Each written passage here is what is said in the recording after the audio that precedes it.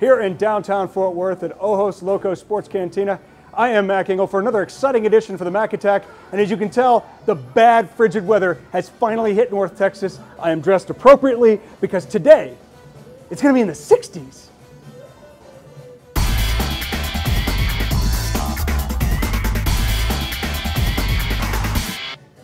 Yes, absolutely. Give me a rematch of TCU-Baylor. It's one of the best games in college football all season long. The only problem is that's going to mean the idiots who comprise college football selection committee will have to put two small private schools from the Big 12 into the Final Four over the precious SEC. That's not going to happen. It's going to be one Big 12 team.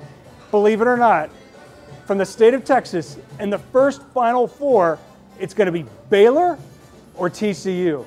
TCU right now, believe it or not, is in the driver's seat because it played a harder non-conference schedule than the garbage that Baylor played. Had Baylor played anybody in non-conference, this wouldn't be a debate because Baylor beat TCU head-to-head back in early October. But right now, Baylor has only itself to blame. Baylor could win out, TCU could win out, and I'm telling you right now, don't be surprised if the committee still takes TCU.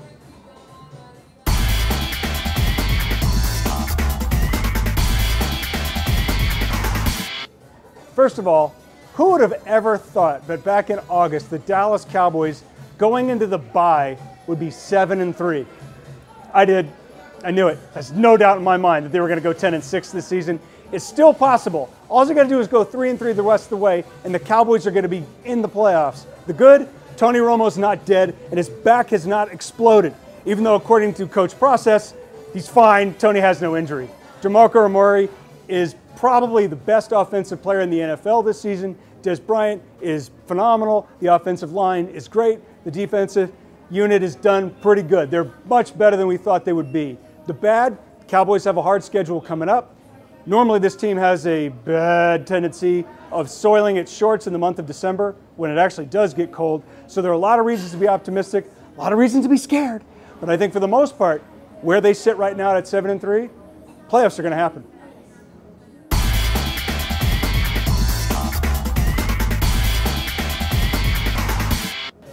Well, normally in this kind of thing, we're not going to talk about the Philadelphia Eagles, but they're hyper relevant right now because they lead the NFC East, and the Cowboys are going to play them two times in a 3-week stretch next month. Here's the trick. Starting quarterback Nick Foles is out with a broken collarbone. Who cares? He's out, which puts in Mark Sanchez. Mark Sanchez, the former first-round pick of the New York Jets out of USC. Great-looking guy.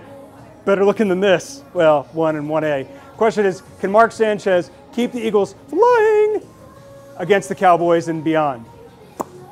I would bet on Mark Sanchez with Chip Kelly as the head coach more than I would on Mark Sanchez with Rex Ryan as his head coach with the Jets.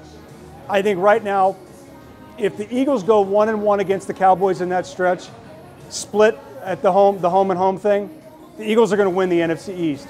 But if we see the Sanchez from the Jets, there's going to be a wide open opening for the Cowboys to take, and they can win the NFC East.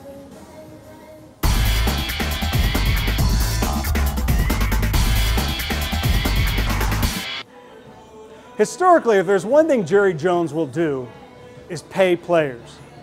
He might pay them at the right time, probably will overpay them at the wrong time. But the one thing Jerry does consistently is that if he likes you, he will pay you.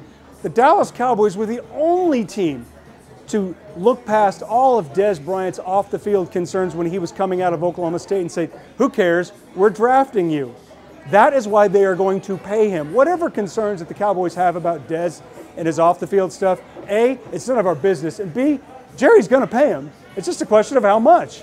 Whether it's DeMarco Murray, that's a totally different animal. That's about paying a running back who's going into the prime of his career, unfortunately at the twilight of his body for that position. They're going to pay both, probably. It's just a question of how much. I'm not worried about it. You shouldn't be worried about it. Dez Bryant is going to be a Dallas Cowboy until he retires, and that's not anytime soon. Jerry's going to pay him.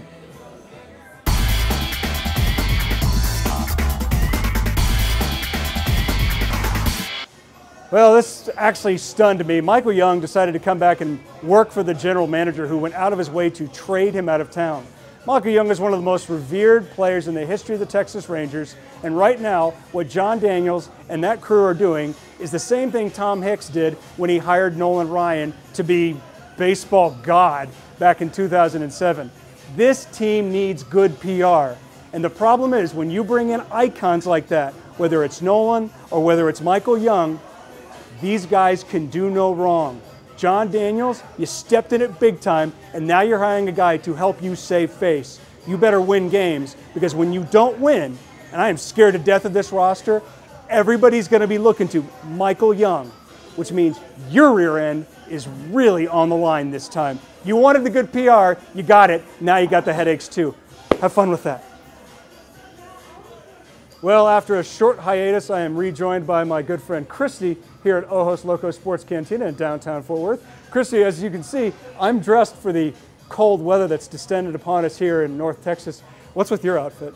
See, I'm used to the weather changing back and forth, so you need a little practice getting used to the weather. That from her. Where's the respect? I'll see you next week.